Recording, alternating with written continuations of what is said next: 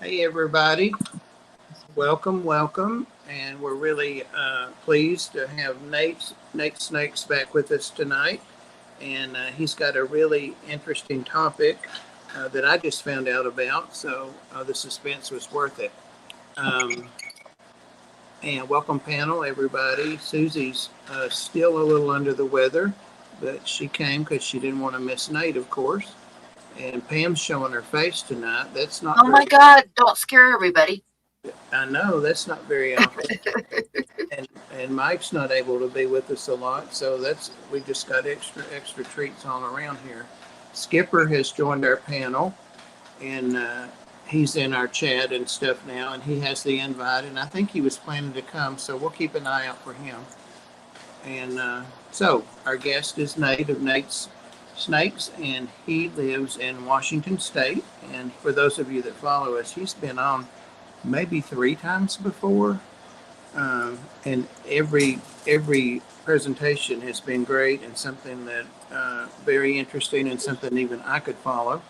So I really enjoy having him on, and I really appreciate him taking the time to come. He had to close his office up early to come and make it, and I deliberately put our start time a few minutes late so that people weren't waiting. So we still have our hour. So, having mumbled all that, I will go ahead and bring him up large, and we'll get started. Well, right. All right. All right. So I figured today we would talk about beginner species and more advanced species, and not necessarily that there's a gargantuan distinction between the two of them, but there are little ambassadors ready to go. There are definitely some species that are pretty commonly considered or labeled as a beginner species. And the biggest one that I see that people then end up struggling with, so it's a bit of a mislabeling, is the ball python, which I will get our lovely little example of ball python or Python regius here. Let's get her to cooperate. Come on. For those that, I'm assuming everyone would know, but for those that don't know, this is Python regius, or the ball python. These are a West African species of snake. So they are subject to a more warm and humid climate. And one of the things that makes these guys not necessarily a terrible beginner animal, but a little bit, one that you have to be a little bit more careful of, is that more often than not, and there are some individuals that just, are unbothered by it, but these guys can be relatively sensitive to even very small or minor changes in temperature, humidity, and things like that, which will cause everything from not eating to stressed out behavior where they're rubbing against the glass and causing a lot of skin and scale issues with them, and even respiratory issues. And this is the time of year that I get a lot of messages about scale rot, mouth rot, respiratory infections, not eating, all the things that we hear about ball pythons that people kind of use to denote that they're not a great animal to keep. Frankly, they're a great animal to have. They're very personable. They're very docile for the most part. For the most of these guys are not going to be extremely defensive.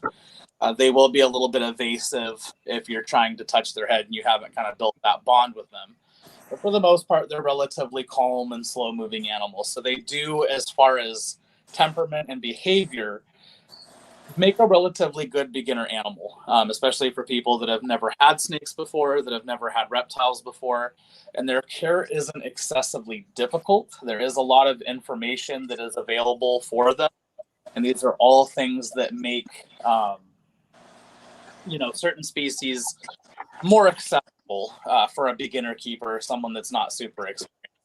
The major downfall with these guys is that they tend to be a little bit sensitive. They can stress out pretty easily, and that can lead to some of the things that we hear marks against having a ball python as a first animal. Research is going to be a big part of getting any kind of animal, whether it be a cat, a dog, fish, amphibians, reptiles, it doesn't matter. any kind of animal that you get, you're going to want to do some research on. And anyone that has done the proper amount of research, that's checked multiple places and gone through everything that they can possibly go through, should reasonably be able to house one of these guys pretty easily. They're not an excessively large animal. They're not, crazy diet or anything like that. But they do, again, stress out relatively easy for some of them. So one of the kind of general things that I'd like to go over today are some of the categories of what we might generally consider when thinking of an animal that would be a good first reptile or good first snake. And so we'll start with research, because that's a real big part of all of this, is, making sure that you have the appropriate knowledge. When it comes to exotic animals, there is often a lot of information available, but the problem can come to, is that information current, and is it correct to begin with? There are tons of times and situations where there might be a source of information that it was thought to be correct, but that could be from anywhere from 10 years ago to 20 years ago, or sometimes even more, and that can cause a lot of issues long term for animals. So research, being able to find information on the animal from multiple sources, so that way you can cross compare everything and make sure that you're taking a very critical eye to it and making sure that everything kind of makes sense in the grand scheme of things. Doesn't hurt to just do general research on where those animals come from. Like I was saying earlier, these guys are from West Africa, so it tends to be a bit on the warmer side and a little bit more humid where these guys are at for the most part. A lot of the times they are living in different kinds of burrows or termite mounds that have been abandoned or torn up by other animals that are eating those termites and everything else, or that are leaving burrows behind. And it can get a little bit more there. And so these guys are a little bit sensitive to changes in humidity, especially. And when you live in North America, especially in the United States and Canada, and not maybe so much in Mexico, when winter comes, our air dries out quite a bit. Now, here in Western Washington and a few other states or areas, it may not be quite as severe. Humidity and temperature might be a bit more stable. But that's something that you would, kind of want to keep in mind when you're doing research on animals. So here in the States and a lot of other temperate areas, that's, should be part of the research of what is the weather like where I'm at, and then take a critical thought process to that of, what conditions does this animal thrive in, or what does it need at the very minimum? So the next thing that would be a good indicator of a good species for someone that is either new to keeping exotic animals altogether, or even particularly snakes, would be tolerances or ranges of acceptable temperatures, humidities, and things like that. If the animal exists in an area where all of that is going to be relatively stable, and it's not going to be stable all year round for every single area for every animal, but there are some areas where the changes are going to be less severe than they are in others. So that's typically what we see as animals that do really well with people that are new to keeping snakes and new to keeping reptiles and exotic animals, are animals that can exist in a pretty wide range of habitats, environments, that have different climates, that are prone to seasonal changes. And so what we see is that oftentimes North American colubrids actually do pretty well as a beginner animal. And I will pull an example of a less commonly kept, but on the rise here, of an example of a North American colubrid. So that way we can kind of get an idea of what I mean when I say colubrid. Oof. And even for those that are not very familiar with snakes at all, you're more than likely familiar in some way, shape, or form with colubrids, because they are one of the most abundant groups of snakes. Hey, buddy. In the world. They are only one family of snake, but they make up a pretty hefty amount of the various species that are out there. It's a very speciose group. And so this is Pituophis catenifer deserticola. This is the Great Basin gopher snake. These guys have a pretty wide range, so they are very hardy to cold. They are very hardy to a little bit more humidity, dry climate areas, they exist all across the spectrum. So these guys are a really good example of what would be a pretty safe bet for someone that's looking to get into keeping snakes that doesn't necessarily have experience, or that may not necessarily have a direct resource to someone that is very experienced, to where if you're, running into some minor questions or small gaps in your research, where you can just ask somebody.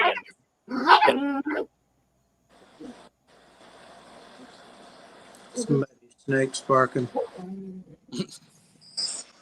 Nate, Jenny Lynn's asking, when you were talking about ball python, what substrate you prefer for them? So I like something that will retain humidity and that's going to be either not very dusty to begin with, or that's easy to get dust out of. For mine, she does really, really, really well on cocoa husk. I'll see if I can get a handful out of her enclosure real quick. This is everyone visual on what exactly we're talking about. And this is just some coconut husk that's been crushed up pretty roughly. It makes a really good. What that's part of owning snakes and reptiles. So this stuff does a really good job of holding humidity. It does really well with resisting. I'm not sure necessarily about bacterial growth. It seems to stay clean for me. I don't have odor issues. It does a really good job of not molding. Fungal growth is kept very, very with cocoa-based products. You can also use cocoa fiber, which is fine, but it does have the potential to be much dustier. You can take, cocoa husk and then run a bucket with some water, give it a good couple of rinses, and you'll get most of that fine particulate that could potentially become airborne and irritate out. But it holds humidity well. If they want to burrow down, it can hold and retain shape a little bit. It's relatively not super expensive. Pretty commonly available.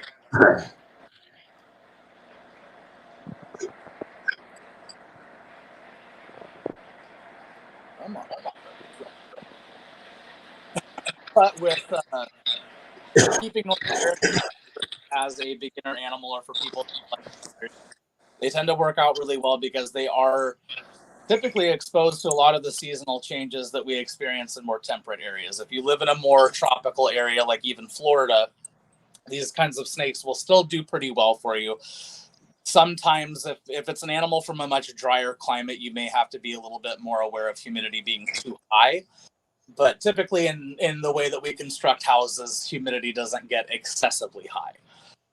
And with the way that a lot of North American colubrids are set up for temperature, and having like a mesh lid, things like that, will help to keep some of that humidity out. So typically, like especially with these guys, overhead heat is going to be best. It allows for natural basking behavior. I use ceramic heat emitters and deep heat projectors for these guys, and it does a pretty good job. They don't have a necessarily super high warm side temp that they need to be at. They can function around 70 to 80 degrees for a warm side. 70 is a little bit cool, probably more acceptable for winter time. Most North American snakes are going in some way, shape, or form brumate as well. So that cold tolerance really comes into play if you have a very lightly insulated part of your house that your snake is in, or if you are looking to breed, you can give yourself a little bit of a break by letting your brumate and setting them at the appropriate temperature and humidity for that, and adjust your lighting to kind of reenact what they would experience in the wild. North American snakes are also, there we go, knock anything over. They're also a pretty hardy bunch. Snakes in general, reptiles in general, are a very tough animal, but especially those that are living in North America. We have all different kinds of predators. We have, climate changes and things like that. So there are a lot of things that you can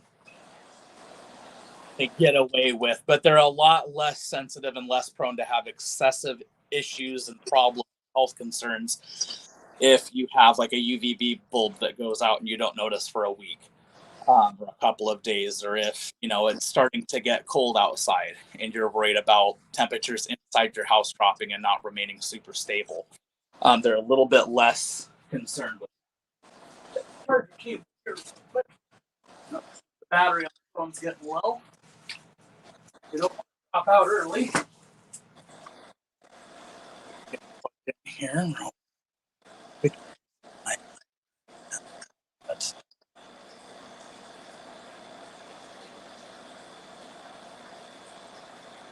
Yeah. Another thing that is important to keep in mind when you're looking for, a first snake or first reptile is diet. A lot of snakes will do just fine on a primarily or strictly rodent diet. I don't know if we're going to be able to have this standing here. I might have to hold this for the rest of the recording. They could do pretty good on just rodents. Ball pythons in particular are a very common one for people that only ever feed rodent feeders, mice, rats, things like that, small mammals. With a lot of them, you can mix other things in. But typically what you want to do is avoid things that have a very highly specialized diet or that are extremely specialized really in any way to very specific things. So specific climates, very specific environments where they have to live in like rocky outcroppings or strictly only in like coniferous forests, things like that, where it's going to be difficult to reasonably set that up in your home. You want to go for something that has maybe more of a generalist diet where it can eat things like rodents, birds, maybe even small reptiles, just so that way you're a little bit more likely to maintain a good feeding response from them when you're offering food, and you have the ability to offer them a little bit of variety. A lot of the time people will say that their ball pythons are very picky with their food. They either won't take certain kinds of rodents, or they'll only take birds, or they'll only take this, they'll only take that. And that can be a very difficult thing to deal with. If you've got an animal that has specialized in something, like if you get certain kinds of semi-aquatic snake or fully aquatic snake, they may only be eating fish and amphibians, which can be a little bit difficult and kind of expensive to source.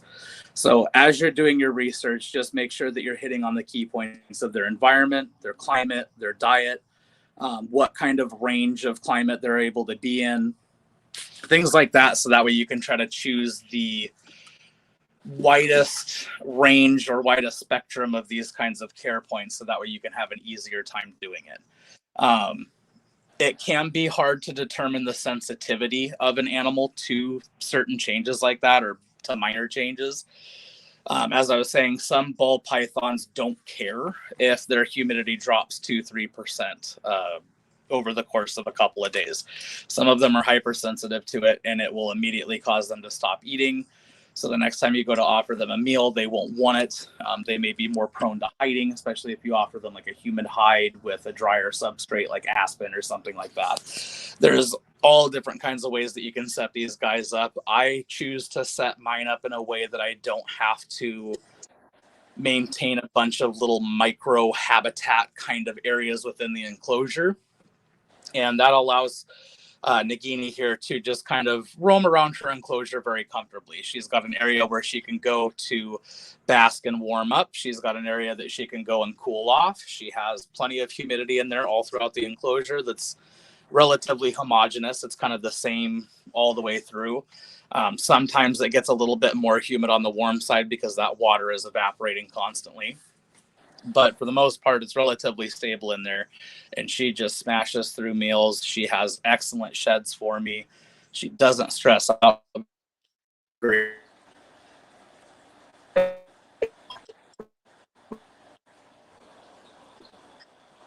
you freeze?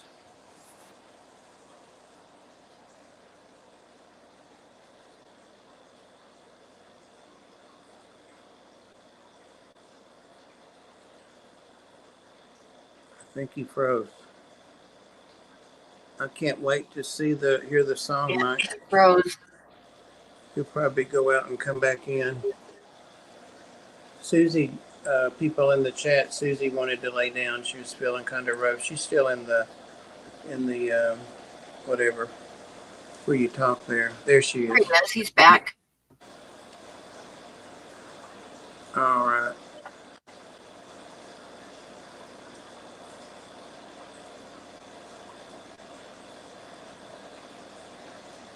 No sound.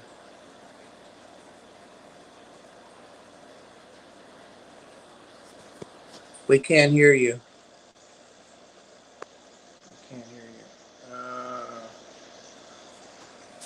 I don't have him muted.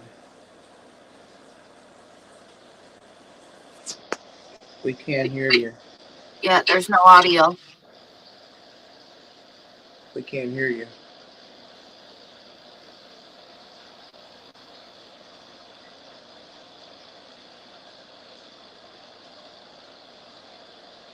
Freeze again? I think. No, he's not frozen. We just can't hear. He just has no audio yet. I think he heard us and he's trying to get it back. Yeah, he's probably got it left to come back in again. Huawei.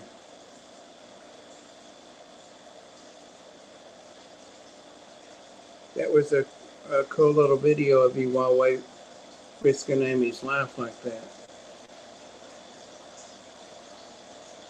But you got your clicks. Now, he was taking her for a ride, and she had her head poked out the back window in case no one saw it. She was enjoying it. I had a question about substrate. I hope I can remember it. I'm so sick of people coming and making comments about substrate and arguing. They never argue with each other. They just want to start shit with me.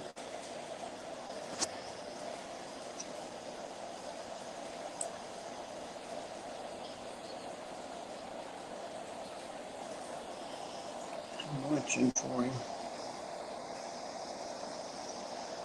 Here we go. There he is.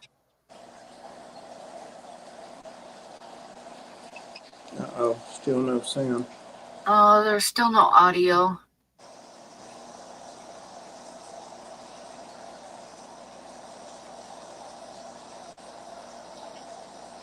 I'm going to trash can.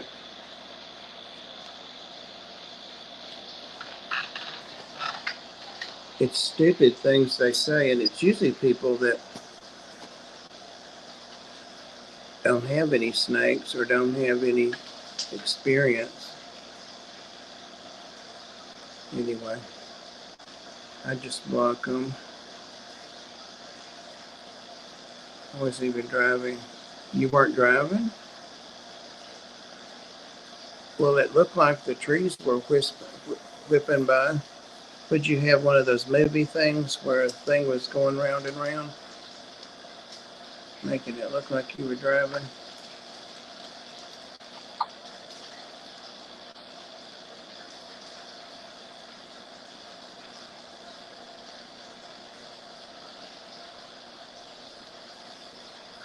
See, it wasn't showing me that he was back there. He's still not. I hate it when it does that.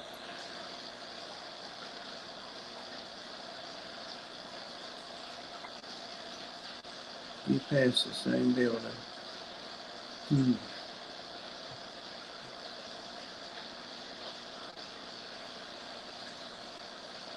Oh, trash can. Here he is. Here he is. There we go. There he is. Oh, Yay! Lord. Not exactly sure when it cut off for us. It does that sometimes. Well, and I think so. We're having some storms coming through the area, so we've had some kind of spotty phone signal. The Wi-Fi's been in and out the last couple of days. It snowed last night, and it's want to say that it's like 20 degrees right now. Maybe it's pretty cold out there, so we're having some technical issues over here just because of the weather alone. I'm glad you made it back. They were getting rowdy. They were starting to talk about human sacrifice. But yeah, so with the North American colubrids, they tend to do really well, and colubrids in general are a pretty good bunch for, early keepers or less experienced keepers, because they're a very active animal. They have a tendency to eat pretty well for most people. There are some that have very specialized diets. So just when doing research for a first animal, make sure that it's multiple sources, make sure that, it's captive bred. That's another one.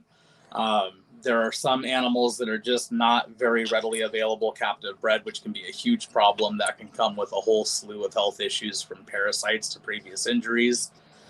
And a lot of the more common and popular pets or pet snakes for a first time, like corn snakes, some king snakes, even ball pythons, are very, very, very readily available captive bred. So there's usually not that big of an issue with the more common ones.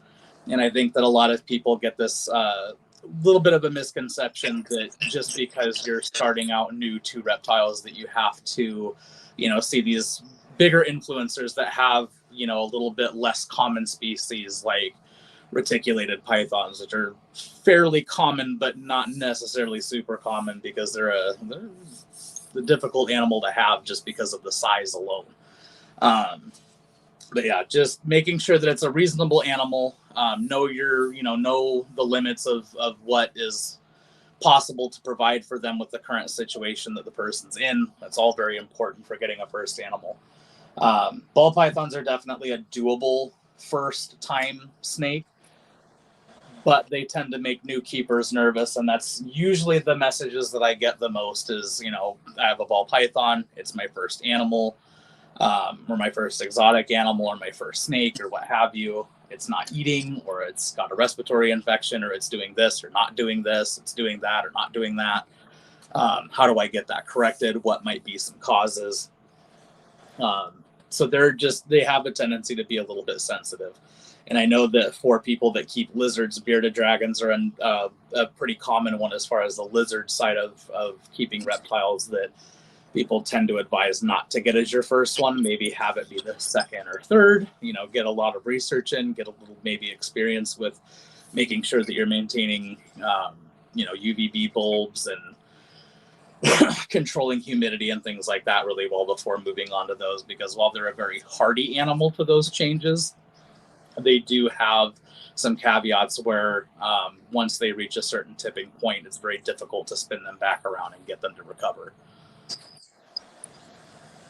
I'd never heard that about bearded dragons. I've run into a few people that was the first or sometimes even second animal that they had gotten for when they started getting to reptiles, and more often than not, they are able to get it turned around fairly quickly. But like if I run into people at pet stores and they see me talking to someone about another animal, they will oftentimes come up, or they'll see me buying rodents or insects when I keep invertebrates and things like that, or other animals that eat insects. And then they're, oh, what are you keeping? What do you have? Are you super experienced? Well, yada, yada. And so it will oftentimes come to, after they get a little bit of information, like, I didn't realize that it gets, kind of complicated keeping these animals. The pet store that we bought it at, it told us that it was super easy, that they'll only grow to this size, so this kind of enclosure is fine. Right. A lot of it just comes down to misinformation, not necessarily that the animal itself is inherently difficult. A lot of it just comes down to the research, lack thereof, and then the information that is available isn't always current, and it's not always correct. I think a lot of times the person selling, whether it's reptiles or fish or whatever, they assume the person knows more than they might know. Yeah, well, and as I've learned, kind of, taking care of all of the snakes that I have now, and having to spend an increasing amount of time in and around different kinds of pet shops, from really small pet shops to larger chain stores, to ones that may have a couple of locations here and there, but they're not, all different sizes, from, single location to a few to all across the country.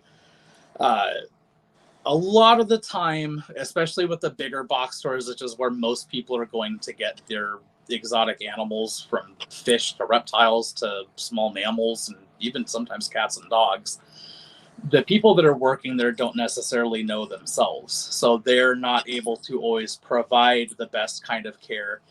And the way that the company itself is set up to operate is to take care of their animals on the cheap, which is fine and great and dandy to a degree. There's a way to do, ball pythons especially are a big one, because I have seen more ball pythons in really bad, rough shape than I have like North American colubrids in pet stores.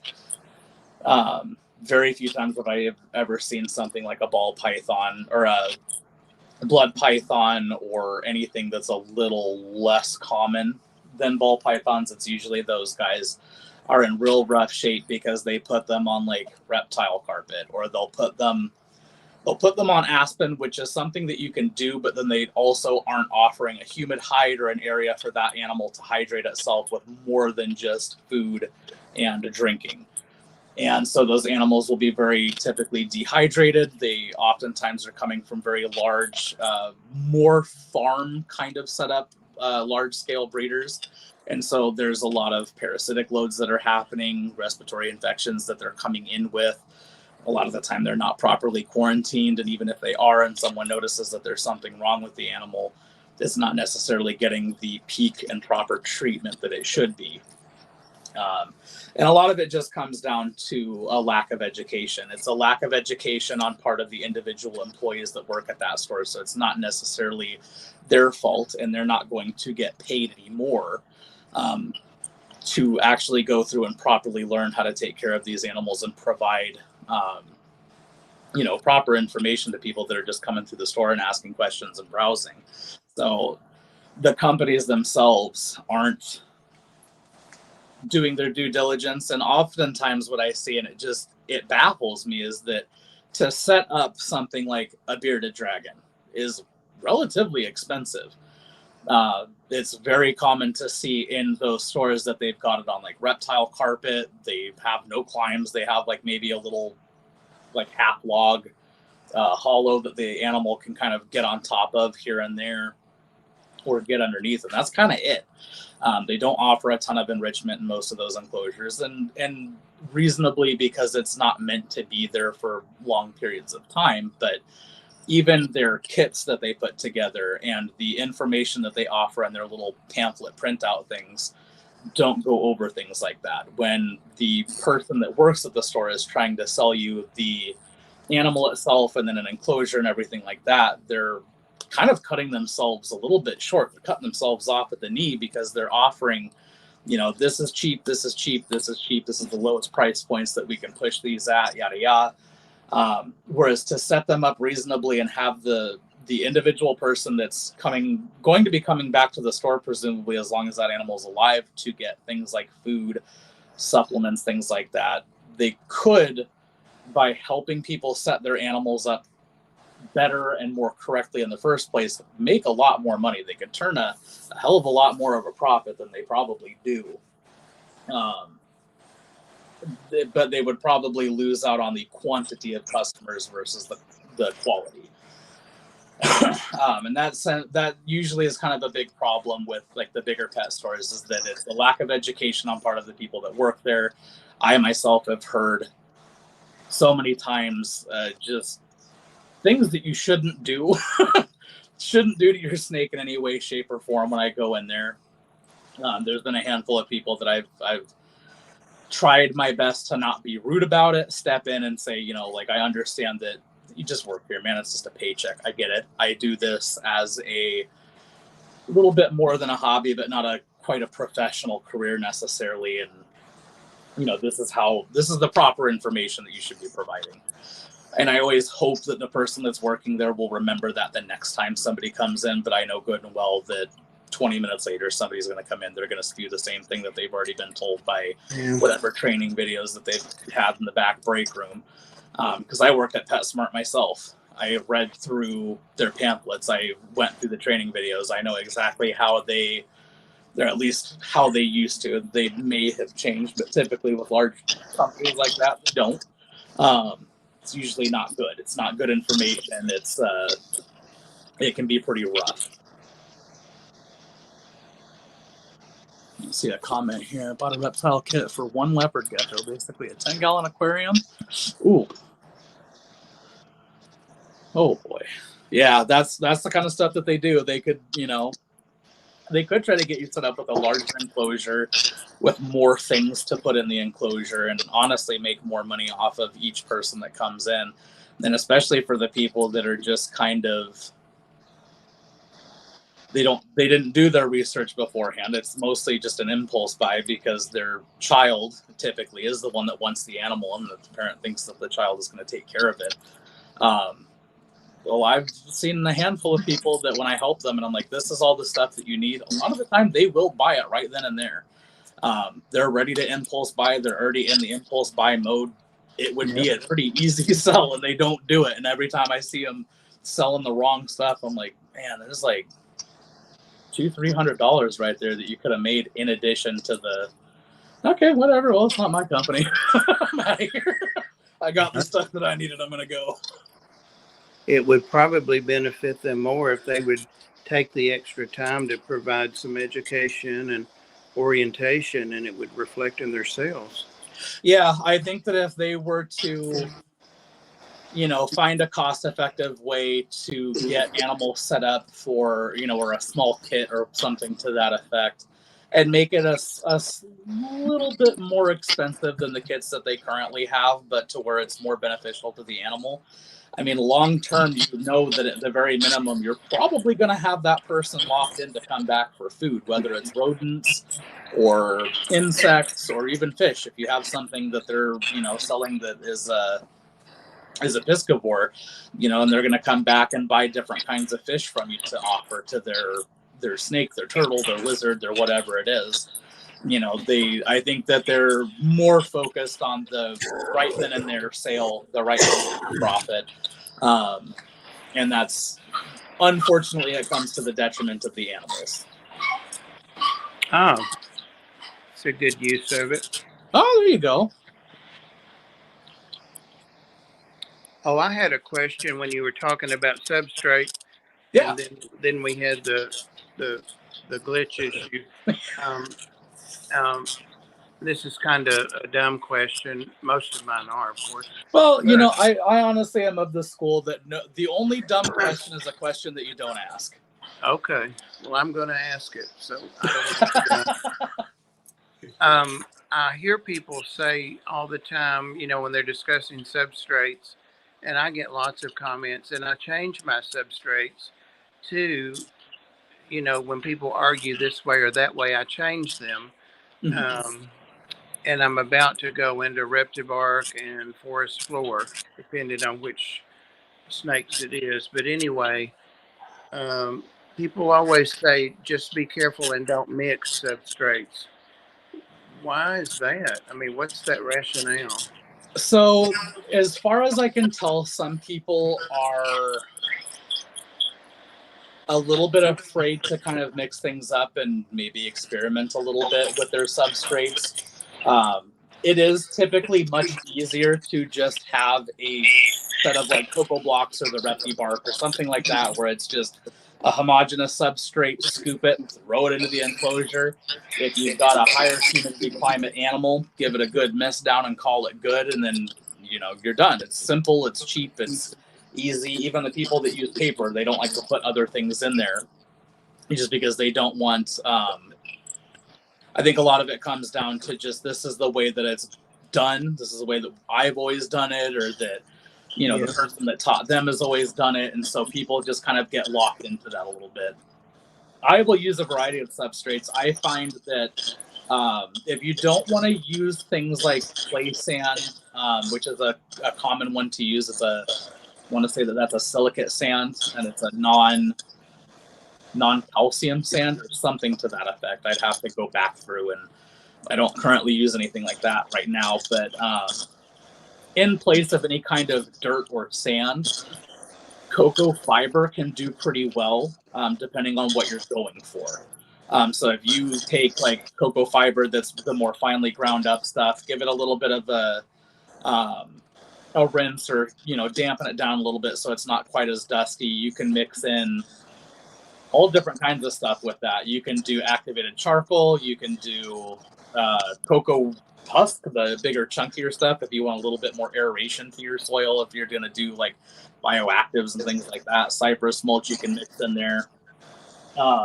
For most of my enclosures, I typically will go, I don't have anything that's bioactive. I've tried bioactives a few times and they always foul up on me, and I'm not exactly sure where I'm going wrong. If it's that, I don't have a robust enough or the right kind of isopods. I've tried, all different kinds of ways to do bioactives. I've never personally been a big fan of them. I understand their benefits and how nice they can look and all of that. But again, there's so many different ways to set these animals up that it's not necessarily that you have to do one or the other. But yeah, you can definitely mix substrates, especially if you're going to do something that's bioactive. A lot of the time you kind of have to. Carmilla, my blood python, is on a mix of, I think she has a tiny bit of cocoa fiber, a little bit of cocoa husk.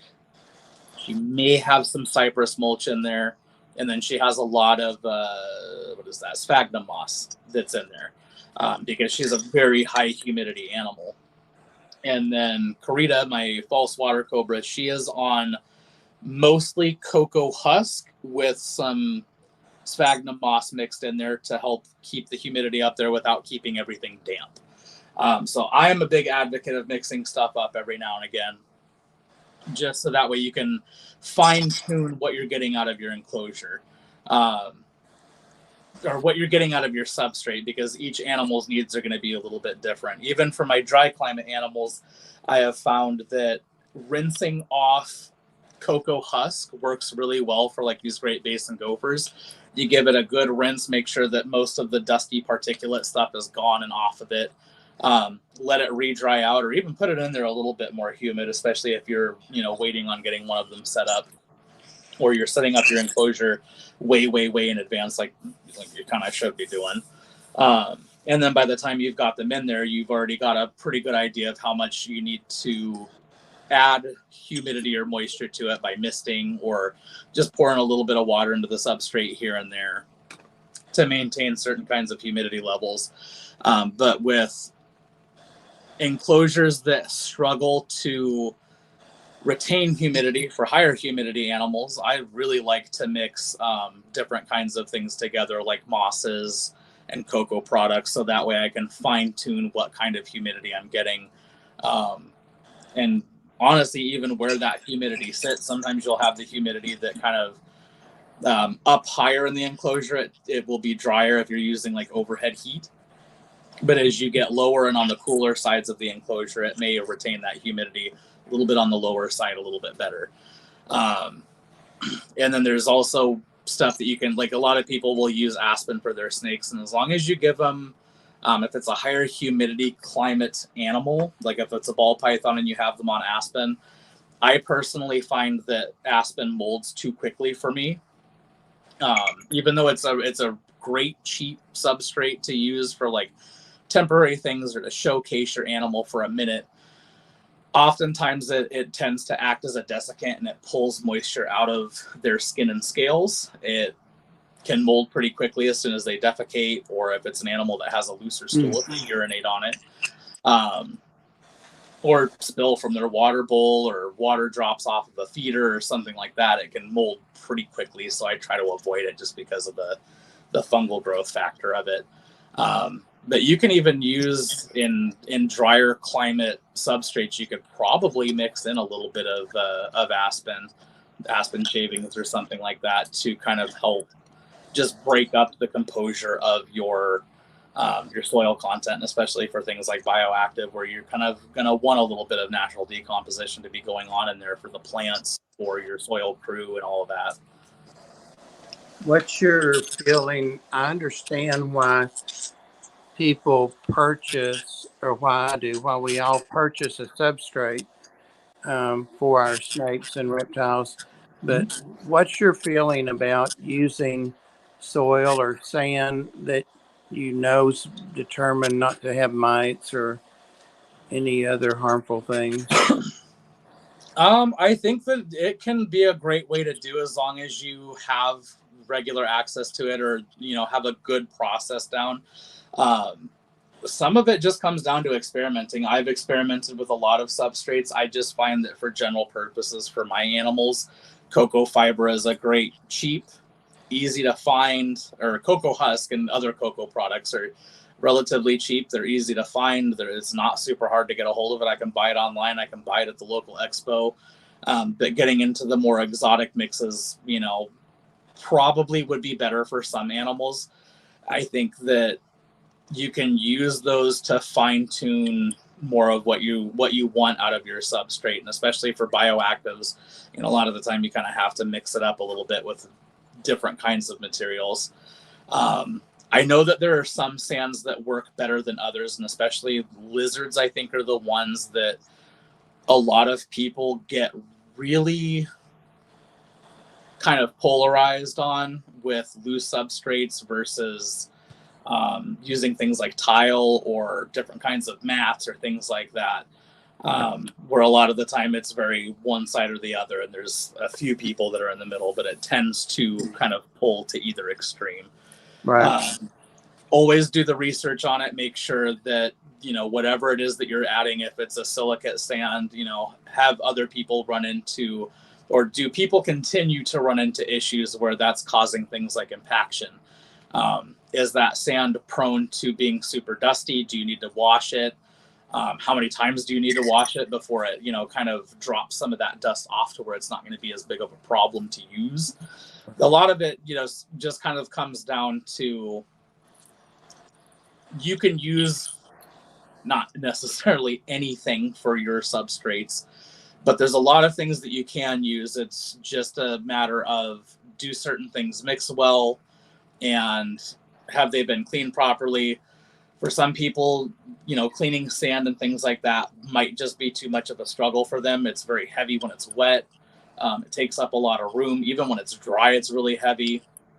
It can be really difficult to find information on what kinds of sands are appropriate for what kinds of setups and what kind of animals, and how to use it, how much, and all of that.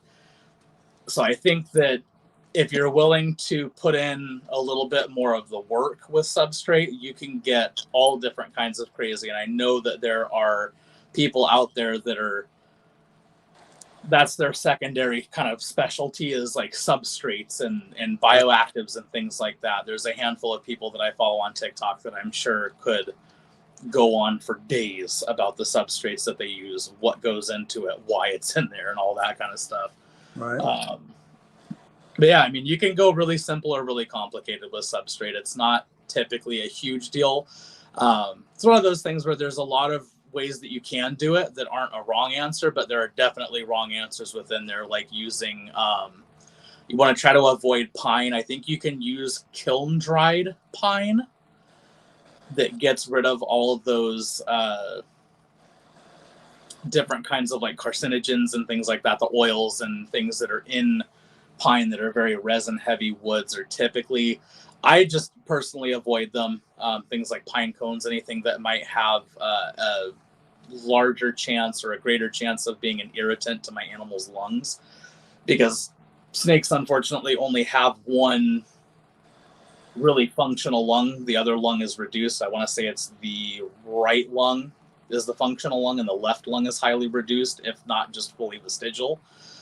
So respiratory issues can be a big problem with these guys. So I just avoid stuff like that. If it's a super dusty substrate that just takes too much work and too much effort for not enough benefit to them to get it to be safe to use for them, I won't use it. Because there is a balance of what's good for you and what's good for your animal. I'm not going to go out and get something that I can't take care of because it needs very specific weird things that I can't provide. Yeah, I did that with the Euromastix, and I decided to rehome it, but I hated to, but I just couldn't do what I needed to do for its comfort.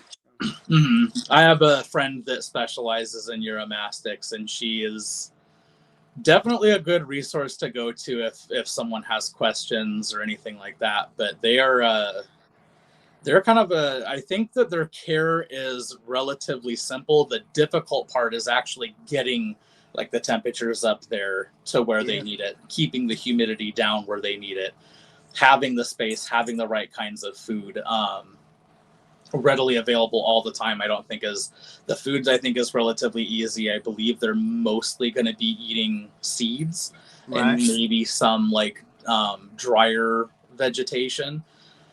But getting those temperatures up to the high temperatures that they need can be a real challenge without having a very risky fire hazard in your house. She has a couple herself, but she's specialized for them and prepared for them. Well, that was the thing, was keeping the temp there, and I could do it, but I was afraid the Euro was going to burn itself because it never, even though the thermometers said it was the right heat, it never seemed to be warm enough. And they're a particular group. I think that they're fascinating. They're a great looking animal. They're super interesting. I love when I see them, and especially when they look nice and healthy and they're, big and robust and alert looking and all of that. But I think that they're not an animal that's super reasonable for everybody to keep. There's a question, actually a bunch of questions there that I'm going back to, if you don't mind, off topic. Yeah. What's the cat head above Nate? Oh, is it wood, paper mache? Who made it? It's really fantastic. Up there pretty good. So this is a hand carved and painted wood jaguar mask replica from, I want to say it's southern Mexico. So it's meant to look like the Aztec warrior masks that the Aztecs would have worn. I got this as a souvenir from, I believe this is my grandfather going down to Mexico. He used to spend a lot of time down there. So I have somewhere in my storage unit or even in this room in a box somewhere as I'm moving stuff around, a bunch of different crazy stuff that he would find down there and bring back up for me as a souvenir. Used to have all different kinds of books about the Mayans, about the Aztecs and things like that. And this is one that I've made sure to keep around because it hangs up on the wall. It's very easy to keep it out of the way and it just stays up there. Wow. I wish I had an uncle like that. Right. Well, had you planned to show us anybody? Or I think it was last night that I bumped into you somewhere and you said just fed everybody, but you did show one or two. Yeah. Let me grab Karita. She has probably the fastest metabolism of all these guys.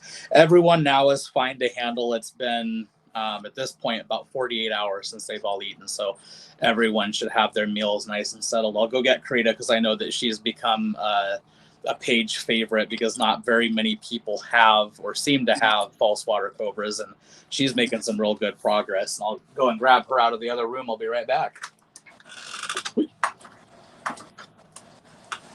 I know a lot of people want those false water cobras.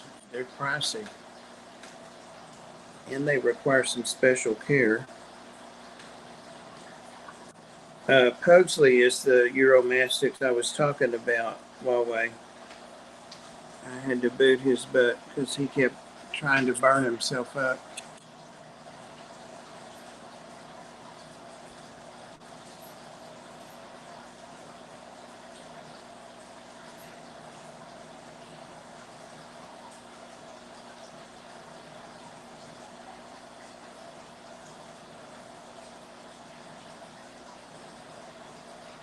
And fat little cheeks. Is June going? Is there a link for June?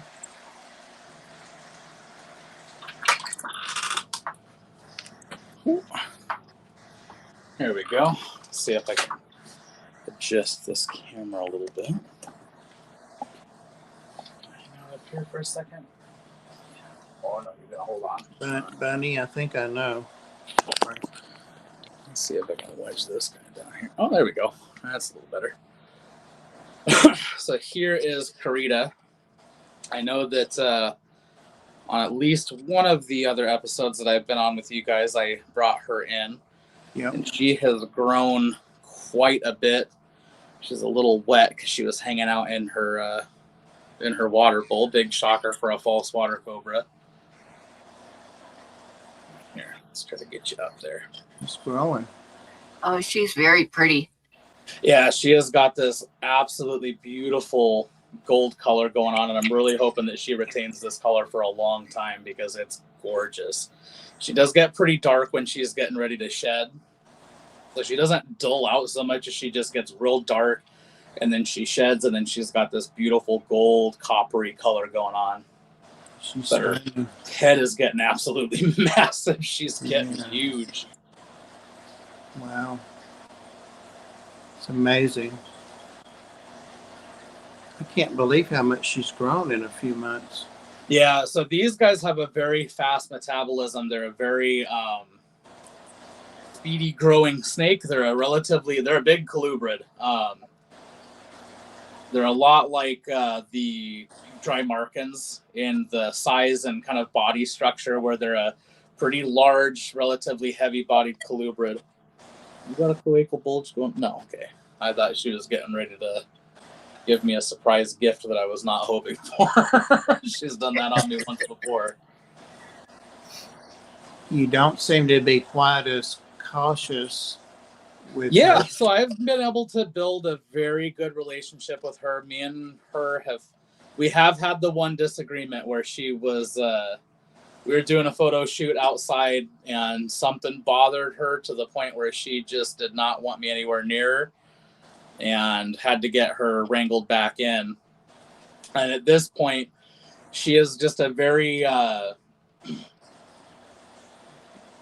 strange in the best possible way kind of snake. She has gotten very confident. She is finally taking her meals off of tongs for me pretty consistently. I am not a big fan of the way that you're pushing your mouth into my... There we go. There you go. So she's been relatively calm. She's still definitely one that I am very aware of, like where her face is in relation to my hand and what she's doing and all that. But she's been pretty good about being less reactive to certain things. She's gained a lot of confidence in being handled, so I'm less worried about her lashing out defensively. But I do still have to be very mindful of the fact that she's a colubrid, so like touching anywhere around the edges of the mouth on the lips and labial scales, that's a good way to accidentally set off a food response for her. So I try to be aware of when she's like pushing into my hand to try to get leverage. It's not a far cry for her to just open that mouth and get a tooth in there, and then I'm gonna be in a little bit of a rough way. At least for a little bit. It'll run your day for sure. It definitely can. What if I said Taiwanese beauty to you? What would be your thought? They're a gorgeous animal. I've met a few people that specialize in them. They're a very reactive animal. They're one that requires a bit of patience and a bit of a really gentle touch. It's like a thinner, more active blood python as far as like behavior goes, where they can absolutely be very relaxed, very calm animals, much like this, where they're perfectly content to just sit very still in your hands. But it can take a little bit of work with some of them to get to that point. I'm not exactly sure of the captive breeding history with them and if that has anything to do with it. Whereas we see like ball pythons that are just kind of out in the wild, a little bit more docile to begin with. Right. And then with all the captive breeding that we've done, they're just so used to people at this point that they're probably about as close as we're going to get to domestication for them. I got one a couple of weeks ago, so that's why I wanted your opinion. Oh, you picked one up? Yeah, I did. How do you like it? Well, they don't know the sex. It's about 4 feet, maybe a little more. It's probably a female because they said it had grown really fast. And as you know, the females can get 8 to 9 feet. So I'm hoping it is, but they were able to handle her at the store, and I was. Of course, I was smitten. She's totally stunning. I mean, no video or picture really shows what they look like. But she Yeah, eats there's a good. degree of like skin and scale quality for those guys that you have to physically be in the room with them and be able to get good eyes on them to really appreciate. She eats frozen thawed or live, so I love that about her. And I've got her in a big terrarium, and she's one that I have a sandy soil mixture in there, but I'm thinking about taking it out. She seems to love it, but she stays hidden a lot and she climbs a lot. I've got a lot of branches and Mm-hmm. stuff she can get on, but she's kind of shy still. Yeah, there's someone on TikTok that their username is the Lazy Leviathan. She has some absolutely gorgeous beauty snakes, and that's kind of her specialty is the old world Asiatic rat snakes like that. And she's an absolutely fantastic source for information. I've had her actually come on a few times, or at least once that I can think of, maybe twice, onto my lives just to kind of talk about how she works with them and her perspective of how they kind of work out keeping them in captivity. I'll definitely make contact with her, the Lazy Leviathan. Yep. Thank you. Yeah. Yeah, she's a great gal. She's super nice. She's very knowledgeable about those snakes. She does some fantastic work with them. Anytime that I've ever had questions about them, I'll slide into a comment section on one of her videos. I'm like, hey, how's it going? I have a question. Right. Ah, there's the skipper. Yeah, I run a little late. Yeah. I lost track of time. Skipper, did you have to go out on a call, an emergency call? No, I was doing other stuff and I lost track of time. I was like, oh, shoot. It happens. Not used to really streaming on Fridays. Yeah, we're glad you're with us. Skipper said he's here to learn, but he has some experience with some critters that we talk about, and he's wanting to get back into some. So we're really happy to have his perspective because we're all here to learn too. Mm-hmm. And that's Nate. He's kind of a irregular guest. He's kind enough to come on with different topics. So That's a pretty neat snake. Yeah, It this is. is the Hydrodynastes gigas, the false water cobra. And that thing, is it venomous? Yeah, she is a rear-fanged venomous. It's typically a pretty mild venom. There is some degree of like individual reaction to any kind of venom. Some people can get stung by a bee or bitten by, or I guess technically stung because it's not a mouth part, by like a centipede or something like that, and they may handle that better than they do a vertebrate venom. So if they were to step on like a stonefish or get bitten by a snake, those reactions can be pretty different. Typically with these guys, it's just really painful, and it can last anywhere from a couple of hours to a couple of days. So usually when people ask me about these guys, I tell them, they're a great snake. They're beautiful. I love having her, but they're one that if you're not careful with, they may ruin your day or they may ruin your week. Wow, it's beautiful. she's really Yeah. grown. I can't have snakes. Yeah, I've got 7 of them myself, and they're a hot little handful. My wife would probably want a divorce if I got one of these. Your wife and Susie's John Baga need to get together, and then you and Susie get together. Yeah, how about it? I don't know. That'd probably be a bad thing because we'd have so much freaking animals. It wouldn't even be funny. Yeah, Susie's already got them for you. You don't have to do much. That's just gorgeous. It kind of gives you a little bit of the domestic rat snakes. It's a lot prettier, but that's one thing I really like about her, especially that she's bigger. Her colors. Yeah, and it's fun whenever people see her that aren't super knowledgeable about snakes. My mom is definitely someone that she's aware that there are all different kinds of snakes and that there's a ton of diversity within the Serpentes group. But she just looks at this one and she's like, that is like the most just reptilian looking snake that I've ever seen. She just just everything about her just screams reptile. There's no like other features where you're like, oh, you know, they kind of have puppy dog eyes or they've got this. And she goes, that's just straight up prehistoric looking, very like snaky snake looking. Like if somebody says snake, that's what you think of. Yeah. You look in Wikipedia, and that's what you see when you look under snake. Mm-hmm.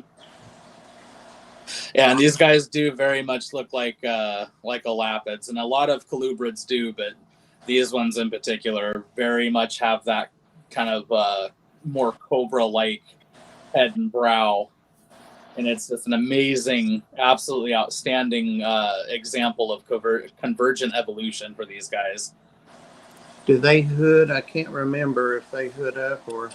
Yeah, these guys will hood if they're excited, if they're upset, if they're scared. Sometimes they do it just so that way they can get more surface area when they're basking. The difference between these guys and true cobras of the Naja genus, or is it genus? Family? Of Naja, the true cobras. These guys don't do the vertical lift with the head bent forward. They tend to flatten out and keep a little bit more horizontal with the ground, and they'll tilt their hood sideways to really exaggerate that change in size and show how big and tough they are, and they'll do little bluff charges and try to... I've seen that. Yes. Yeah, try to get you to back up a little. It's impressive too. So would they be like more susceptible to attack from below than it? You know, like when the other ones come up, they're like right at you. These guys, since they stay low, they're mostly going to keep a very kind of sharp eye on whatever it is that's upset them. So being low to the ground, they don't have to necessarily worry about like something coming in from the front. Typically that hooding display and that kind of charge forward is usually enough to get at least whatever it is to back up, because it's something that looked like a small, easy meal. Now it's all of a sudden much larger than it just was, and now it's acting aggressively. It's got aposematic behavior where it's coming at you and almost challenging you in a way, which typically means that it's going to be a bad time for everyone. It's just easier to move on to something that doesn't put up a fight. These guys will also tail whip, which is crazy. And she's gotten pretty close a couple of times to flailing that tail at me, and you can see that it's very whip-like. It's very prehensile. It's very sinuous. Comes to a very fine point. I don't think that it would necessarily lacerate, but it's definitely, if you were an animal that has to pick things up with like your mouth and you got that across the eye, it would probably make me stop and reconsider some choices. Yeah, it does kind of remind you of a whip. Like, I bet it would feel like a switch. Wow. Yeah, exactly. Yeah, not enough to probably break skin, but enough to where it would smart pretty good. You go, oh, okay, well, I'm gonna let you be and not bother you anymore, because that didn't feel so great. Did those hiss, Nate? Yeah, they'll hiss a little bit. I think that I've only ever heard her do kind of relatively quick puffs, but I think that these guys are pretty capable of making some noise. They're not quite as boisterous as like the Pituophis genus. Those guys, it doesn't matter, at least with my experience with them, it doesn't matter what's going on. They want to talk about it at some point or another. Oh yeah. I got a little yellow rat snake also, and it's going to be a big buddy of mine. We get along great. We both love food. But I'm hoping it'll be a big hisser when it gets big. It's only a couple of feet now, but yeah, for some reason Bullwinkle, like, I don't know what his deal is. He's the larger of the Great Basin gophers that I've got. He just hisses for no reason in particular. He'll just be sitting in his enclosure, kind of hanging out, relaxed. He's not very alert looking, as far as like, he doesn't look like he's on edge, and you'll just occasionally hear him let out a little psst, and then he'll be silent for a couple of minutes, and then he'll start moving. He'll do it again. Not sure if he's doing it as reflection or if he's trying to get my attention or what his deal is. But then when I'm handling, he'll do the same thing. He'll sit there and chuff and make noises, but never once does he have the body language or the movement or anything else that indicates that he's being defensive. I think just likes to make noise. So, do you have like enclosures for them, or do you, like some of the things that you see where people stack them? So I have a mixture of enclosures right now. Some of them are top open. Most of them are top opening, which I can't stand. So part of the reason that like the camera is at a weird angle is because I don't know where I've put my tripod that I usually would use for doing live streams and filming and things like that, because I'm rearranging a bunch of things because all these enclosures that are top opening are going the way of the dodo. They're getting out of here. Everyone's getting moved over to much nicer PVC front opening enclosures with sliding doors and locks on it. So that way I have better security. I can keep more enclosures in a more organized fashion and not have to have them so spread out, and have to have areas where I can move, where I have to move lighting, where I've got to move heat sources, got to find somewhere to put the lid of the enclosure, and it's a whole nightmare. So everyone's getting moved over to front opening with a whole new setup. So there's going to be a lot of changes coming to the room and the layout of everything, so that when I'm filming and doing my live streams, the enclosures are going to be behind me, and all of the animals should be relatively, or most of the enclosures, I think, should be able to get everyone set up on these big shelves that I've got in here now. Ooh. Hey, Sarah. It's cool. Sarah's Snake Shop. I don't know if you know each other, but she's a breeder of corn snakes. And Corn snakes. We've had her on several times, like yourself. She's a standing irregular guest.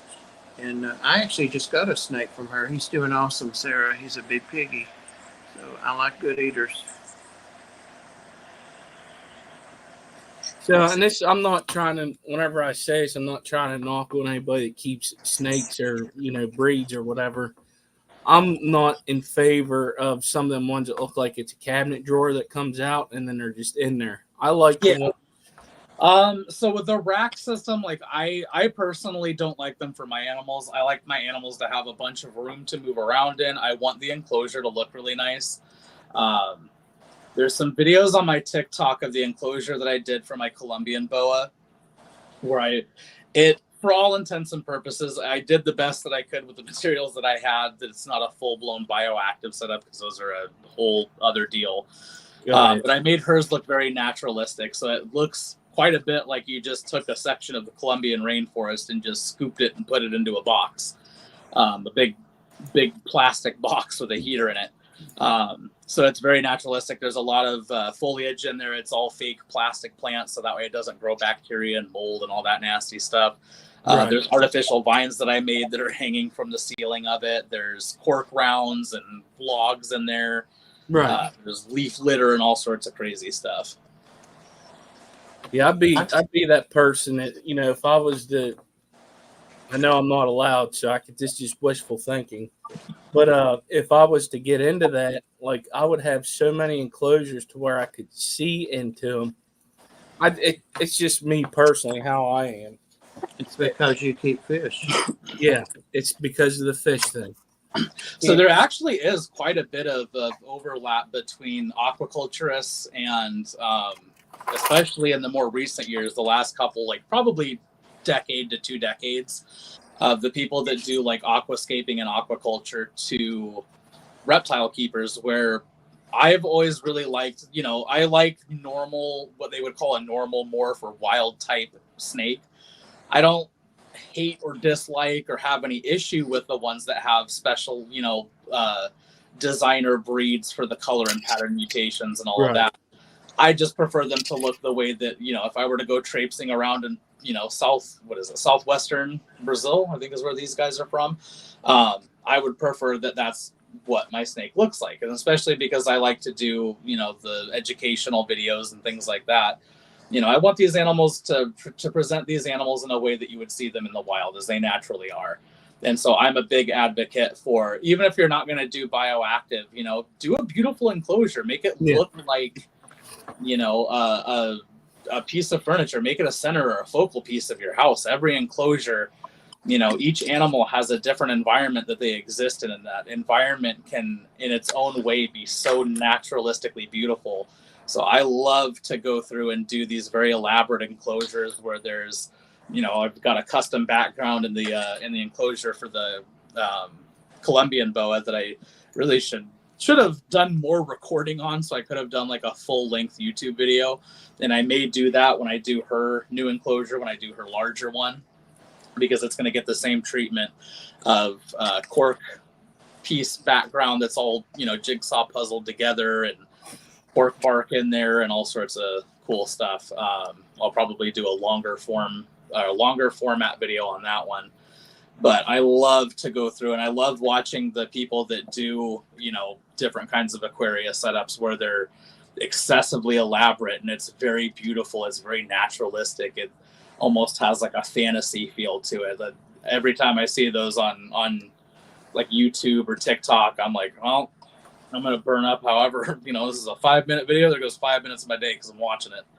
And I take inspiration from that, and I apply that to my enclosures as much as I can.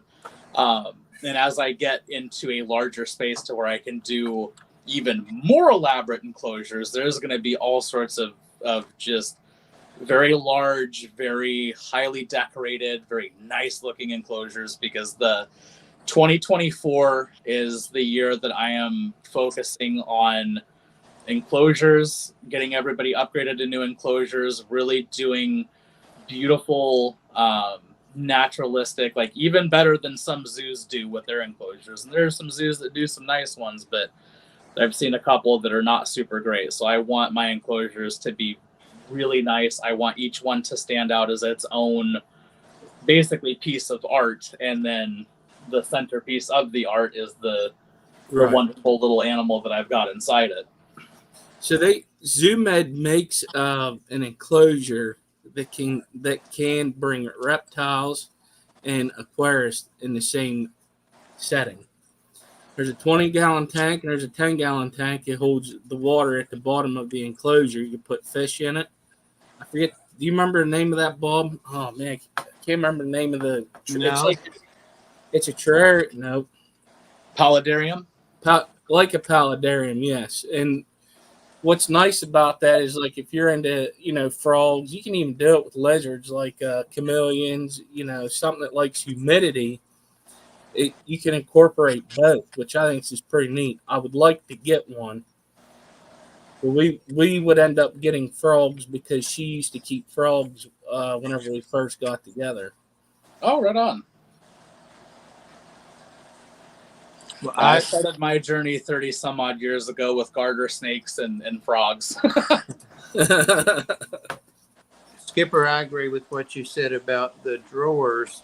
And the main thing that I don't like about them is the snake or whatever you keep in them doesn't have any opportunity to see out, to see light, or, they just are in the dark, and except that whatever few minutes they're being cleaned or water changed or being fed, or I just think it's not enough stimulus for the snakes. That's just my opinion. Yeah. And rack systems are very, very, very controversial. I know that there are some people that are I wouldn't want to say excessively. They're very, very, very against them. Yeah. And it's not that they have any kind of ill will towards the people that use them. They really advocate for not using them. Now, I am of the belief that there are some species that will absolutely thrive in a rack system, that if you were to put them in a much larger enclosure or one that is more open and has more visibility to it, that they probably wouldn't do as well. But those are going to be your almost exclusively, if not exclusively, fossorial species that are going to be living in the substrate. Because basically your rack system is going to be just substrate. So for animals like that, like what are those guys? Why am I struggling to remember the name? Rainbow snakes. I want to say that's like Xenopeltis. Those guys are very, very, very, very, very fossorial. And a lot of the time having too much exposure where they can't be submerged and under their substrate and buried a lot of the time. Sometimes it can stress them out and cause health issues, and they might not do so well. So those are one that you can probably pretty reasonably keep in a rack system. Even Right. blood pythons probably would do pretty well. I can probably count on one hand the amount of time that I have at times that I have seen my python brongers, my actual blood python, out above the top of her substrate to any greater effect than just the tip of her nose and her eyes. She basically acts like a crocodile or an alligator or any other crocodilian in the Yeah. water, where that's all you see until food comes in, and then there's a flash of orange and she's gone. That's interesting. I like the ones that Snake Discovery has. Of course, they have a huge budget, I'm sure, but the bins, the drawers are bigger, they're deeper, wider, and deeper. But they have Yeah, and I've noticed that for the most part, it seems like they kind of have moved a great deal of species over to where those are mostly for brumation, I think.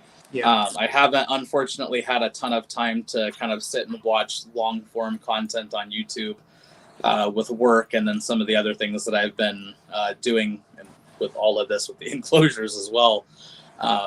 Hasn't been a whole lot of free time.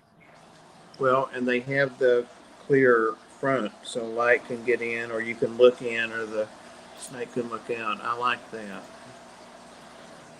Yeah, I think that enrichment is something that I think that it's getting better. I've definitely noticed more and more people offering at least some kind of enrichment to their snakes.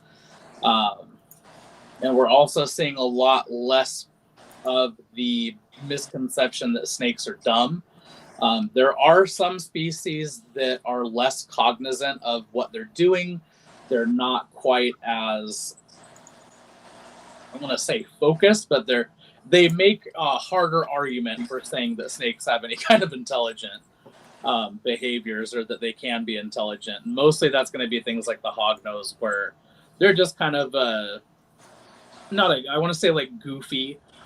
They're just not very cognizant of what's going on. They're not a super reactive snake that kind of Right. shows what we would think of as intelligent behavior. They're an intelligent enough animal because obviously they survive, especially out in the wild. They do pretty good. But they're just as likely to take a hold of your finger thinking that it's food as they are their actual meal. Jenny Lynn's talking about that she has an enclosure, a playpen that she can put different items in for enrichment and put a snake in or snakes. And I had forgotten somebody, I volunteered at a pet shelter, and somebody had donated some things. And one of those things was a kitten or a puppy playpen that's enclosed like Jenny Lynn's. I think it zips all the way closed, and it's pretty big. It might be like 5 feet across. It's circular, of course, but I made a donation and brought that home with me, and I'm going to try that with some of my snakes. Yeah, that's a great way to do it. Even if you have the open top ones, if you have smaller growing species like ball pythons and there's not surfaces for them to wrap up on the sides of, so that way they can start scooting up and climb up and out of, and obviously you should supervise them anyway. Things like that are a great way to do enrichment. During the summertime when the weather gets nice and warm, I'll take the majority of these guys. Carmilla, I've tried taking her outside and just setting her down and letting her explore multiple times, and every single time she just hates it. It's too bright, it's too dry, there's too many smells going on. She's like, bring me back to my enclosure, or at least in the house right now. She hates it. She will lock up, she will sit there and stare at me like, if you don't get me back to a comfortable area right now, the next time that you come into that enclosure, it is on site, sir. So everybody else gets to go out, but she just kind of hangs out in the house when she's not in her enclosure, because she doesn't like being outside. She's not a little outside angel. I just can't get over how calm that viper is in your arms. Yeah, and a lot of the time these guys are, I don't want to say more of a challenge to handle. They can be very active, and there's times where, like, when she gets moving, she's climbing on my shoulders, she's up on my neck, she's wrapped around my arm.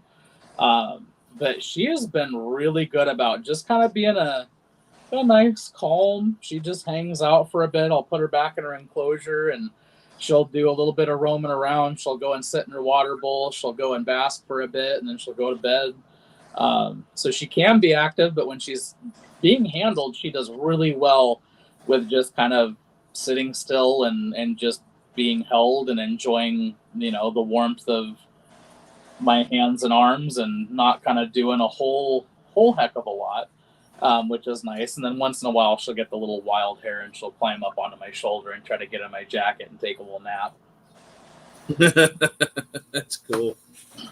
I fell asleep a few weeks ago with one of my big female ball pythons around my neck, Orchid. Actually, somebody in the chat named her, but I woke up at like 4:30, like 3 or 4 hours later, and the first thing I thought was I'll never find her, but she was still around my neck. Yeah, a friend of mine did that not too long ago with one of his younger boas. He had him out. Was usually they just sit on his chest when he's got him out. And he's like, I don't know why. He goes, I was exhausted from work, I guess. He goes, I just kind of just nodded off without even thinking about it. He goes, I woke up and just immediately my heart stopped and everything clenched up and puckered. He goes, because I saw that enclosure was open and I was like, oh God. Yep. So he spent like 30 minutes looking around his house trying to find this snake. And then he's walking past a mirror and noticed that the snake is in his hair. Oh my God. Because he's got longer hair, so he's got a ponytail. And this snake is wrapped around his ponytail with its head sitting on the top of his head.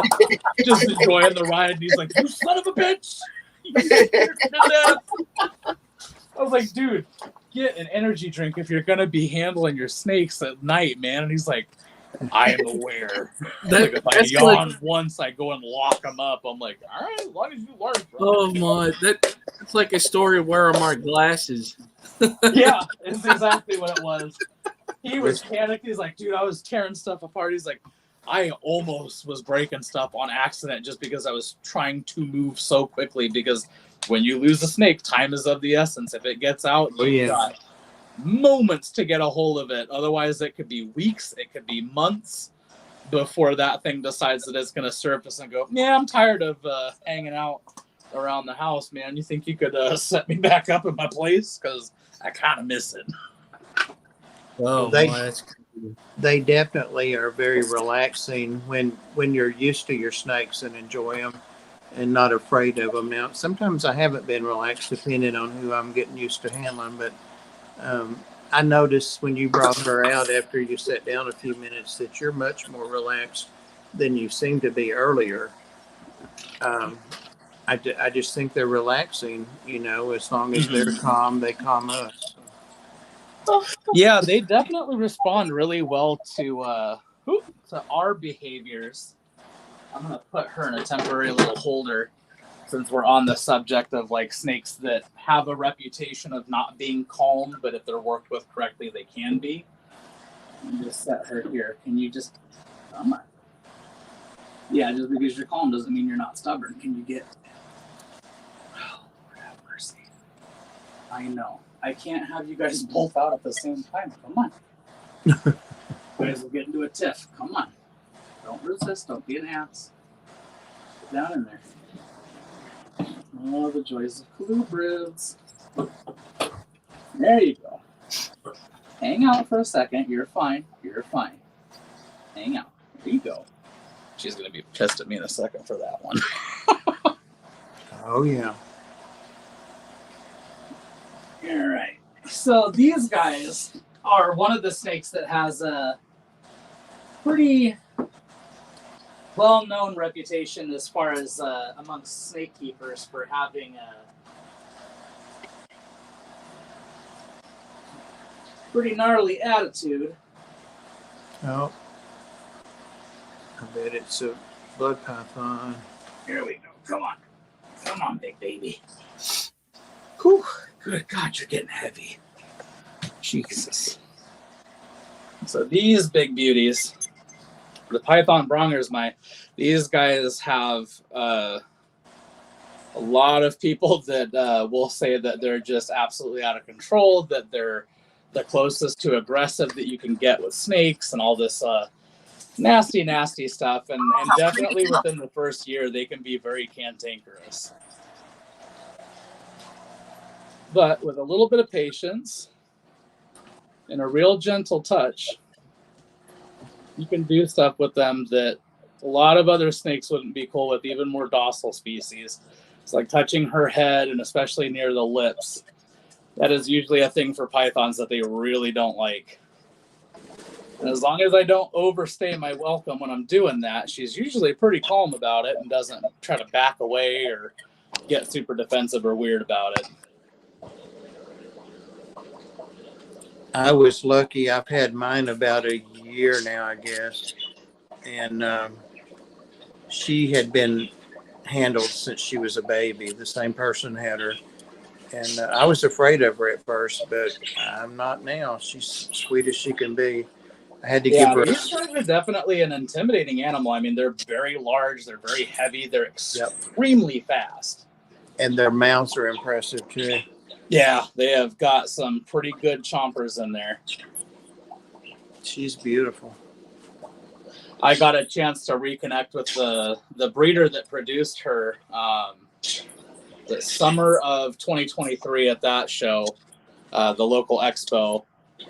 And he got to see some pictures of her, and he was so happy to see that she's at a nice, healthy weight. She's not overfed and obese. She's not underfed and skinny. She's got a great muscle tone. She's got wonderful looking skin. Her colors are starting to come in. He was pretty impressed and pretty happy with the results. Yeah, you're a big, pretty baby, huh, girl? Yeah, you're a stubborn ass. Mm-hmm. Me and her have had quite a few disagreements where the end result has been that she's nailed me a few times. And it's not as bad as people would make it out to be, but they are that first year and change, sometimes 2 years. It depends on kind of how you work with them. They can definitely have quite a bit of an attitude, and they get to be very large. She is nowhere near full size yet, and she is already very heavy and a little bit unwieldy to handle standing up sometimes when she gets real squirmy. How old is she, like chronologically? What's her age? So she is 3. She's about 3 years old. She's probably about a year younger than mine. So she's a good size. Yeah, they grow at a very strange rate. So one of the things that I could not find when I was doing research on these guys, and I did research on and off in varying degrees of doing it really heavy and then a little bit lighter and then heavy again for about 3 years. I did research before I got a blood, and I could not find anything very consistent about their growth rate. And she will have times where like she just explodes with growth, and then she just comes to a screeching halt. And then she'll slowly grow for a little bit, and then she'll really quickly grow, and then she slows back down. So she seems to grow kind of sporadically, not to a degree where it's alarming. But there are definitely times where she has like real big growth spurts, and she makes leaps and bounds, and then she slows down for a while. Oh, sorry. She is just beautiful. Absolutely beautiful. Well, thank you. I tried my best to keep her well fed without getting her too terribly chunky, and then I make sure that she gets some good exercise, because these guys are kind of the definition of an ambush predator. She will sit in the same spot for weeks if I don't go in there and move her sometimes. Yeah. And I'm sorry, is that a ball python? No.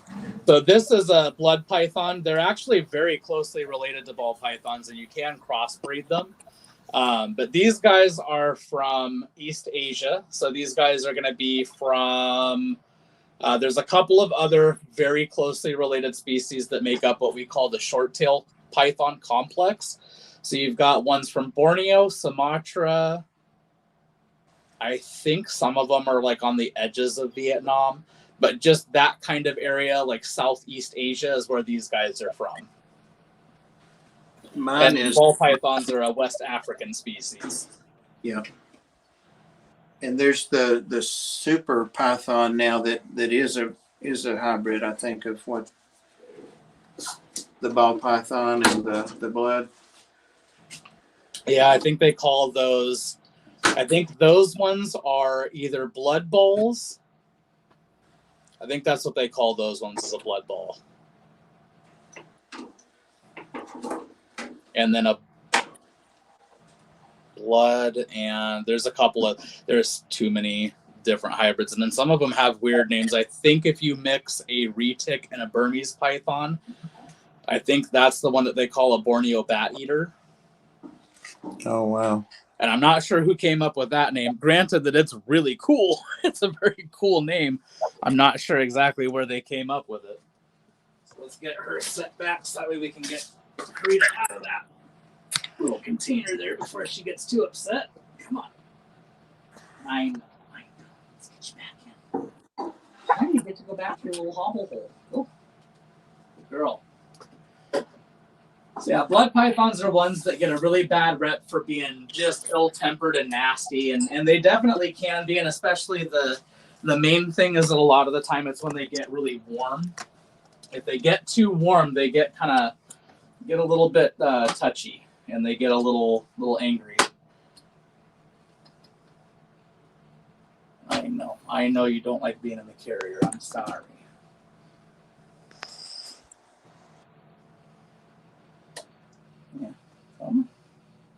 Good girl.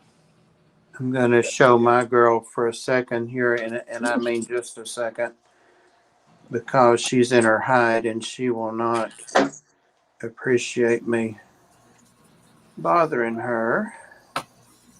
So here we go. Don't even know if we'll be able to see her well enough.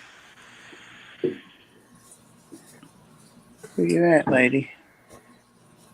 No, man. Oh, there you go. Oh, she's in shed in there. She's got a shed. Let's see your pretty head. Come on. Need to see what's going on down there anyway. Oh, yeah, she's got a shed. Shed going. There she is. She's all compacted up, but I think she's a very similar size. And she looks like she's pretty big and hefty. She's all dulled out because she's in shed, and that's not a good shed either. I have a lot of trouble with her humidity. That's one So of the the thing reasons. that you might try for the humidity in there is a nice deep layer of substrate. That's what I'm going to do is the forest floor, unless you have any better suggestion than that. Yeah, I would do forest floor and then mix in a bunch of moss in there. That sphagnum moss that you can get that's nice and compact. That Right. stuff will help keep air moving through the substrate without letting things get too anaerobic and bacteria rich. And it tends to work really well. She does awesome on it. The only thing that's going to kind of suck with that is that when they shed, when they have the proper humidity, they can shred it really easily, so it can be very difficult to clean out of the enclosure. But for the most part, you will get a full, complete, and total shed every time. It's just that you're not going to see a nice big gauzy strip across the enclosure once they start clearing up, like you will with most other snakes. You can probably let her humidity drop down from the 80% range down into like 70-ish% when she's going to shed, if you're trying to get it all in one piece. But if they shred the ever-living life out of it, it's not that big of a deal. It just means that it's going to be in their substrate for a bit, and you'll have to do a little bit more spot cleaning. And you see what she's on. That's part of the problem for sure there. Yeah. That's a She's pretty right. baby, though. Yeah, it's a beautiful snake. I hate to show her like that. I did a video of her like this several weeks ago, and I mean, I got talked to like the SPCA was coming to get me. And I know that people mean well when they're going through and doing that stuff. There's a couple of people that are starting kind of like a a tag thing online that they're calling educate, don't berate. And I'm a big fan of it. I like, when someone is doing something that could be improved, instead of just going in on them with tooth and dagger, take a minute, have a conversation with them, let them know, like, hey, if you do this, that, and the other, these are some problems you can avoid, and make things a lot better, yada yada. And it tends to work out a lot better and make people want to actually make the change over just sitting there and screaming at them for 20 minutes for no reason. Yeah. Well, I have finally had to put in the description or in the comments in that video. I got that in backwards, dummy. That look at the next video before you comment, because I put her in a big tub here in the floor, and she loved it. And I looked at the video several times, and there were many times she could have really torn me up, but she didn't have any interest in that. She just wanted to float around and enjoy the relief of the water. Yeah, they love to soak in water. So in nature, they will live in very marshy, boggy areas. Yep. She's checking it out. She's like, "What are you doing?" Yep. They live in very marshy, boggy areas and just absolutely wreak havoc on like micro deer and wading birds and all sorts of stuff. Basically, anything that they can get a hold of and pin it down, they will absolutely tear up. But they live in very, very, very damp conditions for the most part. Nate, there was a question in chat for you whenever you were saying about the heat. What is too warm for them that they would get that way? So the first probably year for blood pythons, and probably the other short-tailed pythons as well, the Curtis and the Breitensteini, I would say that you can probably keep them at about 75, maybe 78 degrees for the first year. Once they've reached about a year old and you've had time to work with them, they're calming down as far as being less frightened by being removed from the enclosure and just having to interact with something that looks to them like a very large predator, and they build that confidence, you can bring them back up to 80 degrees, which is where they're going to, it's not a huge difference if you're keeping them at 78, to us at least by numbers, going from about 78-ish degrees up to about 80, 81 degrees, but to them it does make a big difference. And the reason is that while the higher temperatures will do quite a bit to help them with digestion and things like that, it does have a tendency to make them a little bit more prone to being cantankerous. During the summertime, if I so much as open that enclosure wrong for Carmilla, she is right front and center hissing. She is letting me know that she is in no mood to be fussed with too terribly much, or that if I'm going to approach her, I need to do it very, very carefully, because she will not hesitate to whip around and nail me in the wrist and the hand and in the face. She's taken a shot at my face one time when I was trying to get her out of there, and thankfully it was far enough back to where she couldn't reach, but she would have connected if she wanted to. So then another question about the blood python is, what is a good humidity range for them? So I would say about 75 to 80% humidity with good ventilation. Those guys, because they live in a very high humidity, high moisture, a lot of water is going to be in their natural environment. They do tend to expel a lot of water when they defecate, and they actually do urinate. They will produce urates, but a lot of it's going to be very loose and very liquidy. So they will expel quite a bit of water. The ammonia smell that comes out of them is almost as bad as a cat, but not quite. It's a very, very, very ammoniated smelling, very strong smelling urine. So when they go to the bathroom and you open the enclosure, you'll very much be aware of it. And that can really wreak havoc on their lungs. They're a very heavy breathing snake because they're so large and so heavy bodied that they just take these big, deep, expansive breaths in and out. And it's not like they're hyperventilating. It's just that they breathe very deeply because they're a very, deeply truncated animal. They have a very big, like what would be a thoracic area if they had more of a proper chest. So they take these very deep breaths. So any kind of irritants that are going to be in their enclosure can really exacerbate any kind of health issues that are associated with lung irritation. They're great hissers. Yeah, they are. When they get Wow. vocal, it is one that you definitely hear, and it's one that I very much have a respect for. Having been nailed a couple of times when she was really small, I would not want to take especially like an accidental food response to the hand from her. That'd be a terrible, terrible time. Now, they pack a punch, that's for sure. Yeah, those, I think that probably of the 3 non-venomous snakes that I do not want to get bitten by, it's going to be mostly male retics, but retics in general, not on my list of things to be bitten by because they can cause some pretty gnarly lacerations.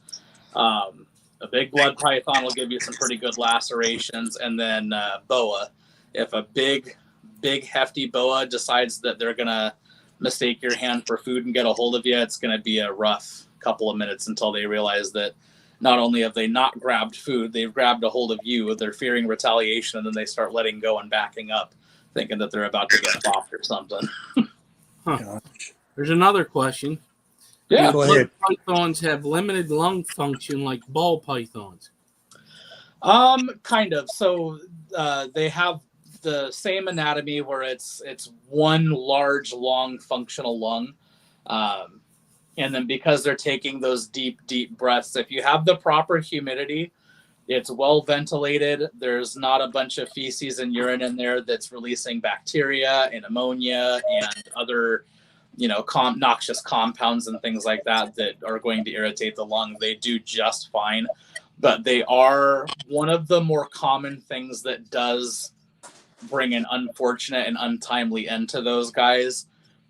Tends to be, it's not always the case, but it tends to be within the realm of respiratory issues. There are some where it's obesity related because they smash through food. They eat very much like a boa, where they're pretty constant. They will readily take meals most of the time. I think she's maybe refused 1 or 2 meals for me. But it's very, very, very rare that she doesn't take for me some kind of meal. Sometimes I give her a lighter meal just because she's been eating heavy. But yeah, I would say that obesity and respiratory are the 2 big health concerns for them, with skin and scale issues coming up as a close second. So the obesity and respiratory are typically kind of tied for first place, and then for second place on issues that can happen with your blood python, it's going to be skin and scale issues.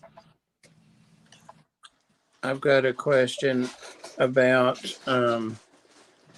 you were talking about how these blood pythons are ambush predators. Mm-hmm. And of course, like in the fish world, we have went right out of my head, puffer fish that can sit like that for a huge amount of time and just wait for something to go by. So, but they like to sit, like you said, in damp areas, marshy areas, and sometimes under, like in a hole or something like that. Mm-hmm. How come they can tolerate that and not get scale rot and stuff, but you can't keep them that moist in a tank? I mean, so in the wild, they will move up out of those areas. They are a little bit more. So the primary thing that comes down to when you're keeping them in captivity is that water, there's only so much of it. And much like how the reason that aquaculturists will do water changes is because there's a buildup of certain kinds of bacteria, funguses, and things like that. When you have that kind of stagnant water in there for so long, it's very easy for that bacteria to build up to a degree where it's overwhelming to their immune system, and it can eventually start to have some pretty serious problems with their skin and scales. Even in the wild, they will develop some degree of skin and scale issues if the water that they're in is pretty fouled up. And at that point, they're pretty good in the wild about moving out of the water if it's getting excessively cold, if it's anything like that. But when you have a much more confined space where you have less options to move out of the water or to sit where you can gently and very slowly dip your face down half an inch to get a drink, and then lift it right back up and be completely and totally out of the water. Managing that in captivity as possible is just really difficult. So typically we just give them a large water bowl that if they want to, they can get in and out of very easily, and that they will fully fit in and be able to submerge themselves. And then the rest of the time, everything is just very humid in there, but it's very well ventilated. So that way everything's not getting stagnant and aerobic or anaerobic. So that way there's not a bunch of weird bacterial growth or fungal growth going on. That's an awesome answer. And I really hadn't thought that through and didn't understand that completely. So thank you. And they're a very complicated animal. Even the fact that they can sit still like that without moving from place to place for weeks on end, in and of itself is an extremely complicated system that they have, that's all based on their muscles, where they can flex and contract muscles without causing visible movement externally. So if you were to sit there and stare at them, their muscles are all moving all across their body and contracting and expanding and contracting and expanding, but never once will you be able to pinpoint the exact moment that one of those muscles is doing that, unless you've reached in there and disturbed that animal, or unless it's about to move, or it needs to move. Like an eye is typically the only thing on blood pythons that you'll see if they're out on the surface. If you're going to see movement from one of them, it'll be, because they're at the side of their head. You walk past their enclosure, and if you've got good visibility on them, you'll see that eye track your movement across the room. The rest of the animal is completely still. Even their breathing is extremely shallow. And they're just built to sit and wait and be very, very patient animals. And I think that lends itself well to, if you work with them very calmly, very gently, very slowly, and gradually build that bond, and they're a very intelligent animal, that patience can carry over to patience with us as a giant hairless monkey that typically would not be that much different from a food item for them. Wow. All right. We've kept you, Here we go. has it been almost 2 hours or 2 hours? Yeah, almost 2 hours. Yeah, it's been pretty close. Yeah. So we probably ought to let Nate go. I'm sure he has things to do. He just got home from work. So, but I could go on listening for hours. I really could. I could probably talk for hours too. Well, it's a lifelong passion, and I'm glad that I have a platform to be able to kind of info dump, because I'm sure that my family is sick of hearing about it. well, you have a wealth of knowledge, and you have a gift in how you share it. So it keeps people listening that are interested in it. So Well, I certainly appreciate it. we appreciate it. And I can't wait to see what you have for us next. Yeah, hopefully we'll have more of the enclosures done. I'll have some other things probably finished up here not too terribly long from now. So I'm hoping that by the next time I'm on here, that I'll be able to, maybe do more of a tour of the enclosures and have some of these really nicely set up. Awesome. Anybody have any last comment or question? I'll tell you, I learned a lot. Right on. Awesome. If you have a TikTok page too, and you want to learn anything or have any other questions, especially if there's questions that either you couldn't think of during this, or anything else, even stuff that we've already went over that you just want more of an elaborate answer on, feel free to message me on TikTok, or comment on one of the videos there. And if it's something that I can do a longer video on, I might make it into a video. If it's just a direct message, then I'll, more than happy to respond and try to assist and inform in any way, shape, or form that I can. I promise we won't abuse you like this next time. I'll keep a closer eye on I blame it on Skipper for coming in a few minutes late. Oh, it's no bother to me. I love having the chance to talk with people and answer questions, and get as in depth as people are willing to get with different topics. And especially as someone that, you're going through the process of making changes to your snakes and the reptiles that you have, it's awesome to be able to, to help, to be able to share the way that I keep my animals, and how I make little minor changes to them here and there, the experiments that I've done with substrates and diet and all of that. I decided not to do a jump scare on you. I left it turned around at something pretty, not me, no ugly butt. But I will get in touch with you, Nate, and get you scheduled again soon. Perfect. And thank you so much. Always, like Skipper said, I learned a lot. I always do, and that's what it's about. So, Pam, Thank you guys so much for having me on and letting me sit here and yak your guys' ear off for the last 2 hours. That's why I asked you, because this is what we wanted. And I don't know if you've noticed, but when you go back and look at the after views, yours are always out the roof. So a lot of people come to see what you said. Right on. That are not here, so that's awesome. But Skipper, thank you. And let's see, Mike had to go, and Susie had to go. So I think they're both watching and commenting. I know Susie is in the chat. And moderators, thank you. Sam's got all the links going there. He's awesome. And thank you, members. And anybody else, that's it. Thank you so much. Thanks, everybody. We're out.